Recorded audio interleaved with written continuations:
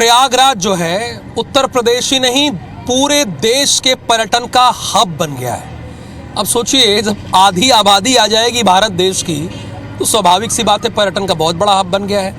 इसी कड़ी में रेलवे ने पूरा रेलवे के अंतर्गत आने वाले खुसरू बाग जो कि पुरातत्व विभाग के अंतर्गत काम करता है उसे खोल दिया है। उसकी क्या मान्यता है, वो देखने में कैसा है, इसकी ऐतिहासिकता क्या है, वो आपको अपनी रिपोर्ट में दिखाते हैं।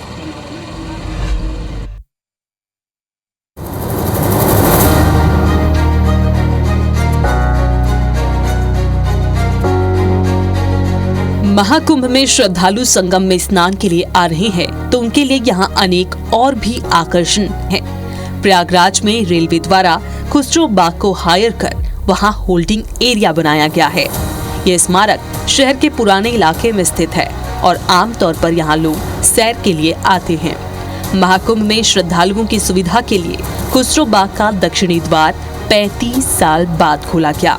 आसपास के लोगों के अनुसार लगभग 4 दशक पहले ये द्वार हर दिन सूर्योदय से सूर्यास्त तक खुला रहता था, लेकिन अज्ञात कारणों से इसे बंद कर दिया गया था।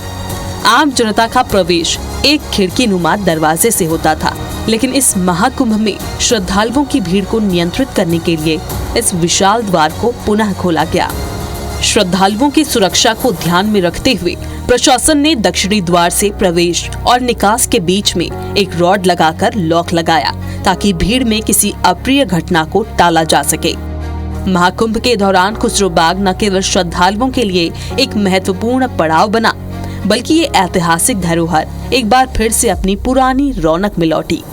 दक्षिणी द्वार के वापस खुलने से न केवल महाकुंभ में सुविधाओं का विस्तार हुआ, बल्कि ऐतिहासिक खुसरो बाग के प्रति लोगों की जिज्ञासा भी बढ़ी है। विशेषज्ञों का मानना है कि इससे प्रयागराज के पर्यटन को भी बढ़ावा मिलेगा। महाकुंभ ने कई इतिहास बनाए। इस बार के 2025 में जो कुंभ हो रहा है, जहां श्रद्धालुओं की भीड़ लगातार आती रही, 55 करोड़ के ऊपर श्रद्धालु अब तक यहां स्नान कर चुके हैं। वहीं एक होल्डिंग एरिया बनाया गया है जो ऐतिहासिक स्थल है खुसरो बाग। ये आप सामने मेरे देख रहे हैं, ये खुसरो बाग है और इस पे जो है इसका समय लिखा हुआ है कि कितने बजे ये खुलता है।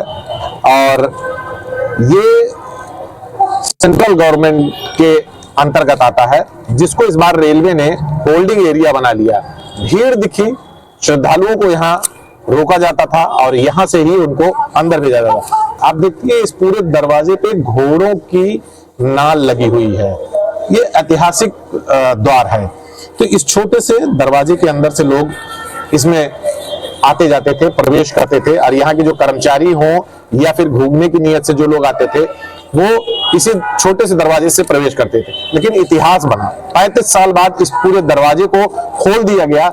जब इसकी स्थिति थोड़ी जर्जर दिखी तो इसको रॉड लगाकर इसको मजबूत करने की कोशिश की गई ताकि ये गिरे ना। ये लोग आ रहे हैं, यहाँ रुकते हैं और जैसे ही रेलवे स्टेशन प्लेटफॉर्म पर भीड़ कम होती है, इनको यहाँ से फिर से अगले गेट से निकाला जाता है और उनको स्टेशन छोड़ा जाता है और वहां से वो अपनी ट्रेन पकड़कर अपने गंतव्य को चले जाते हैं। संदीप तिवारी, IBC 24, प्रयागराज।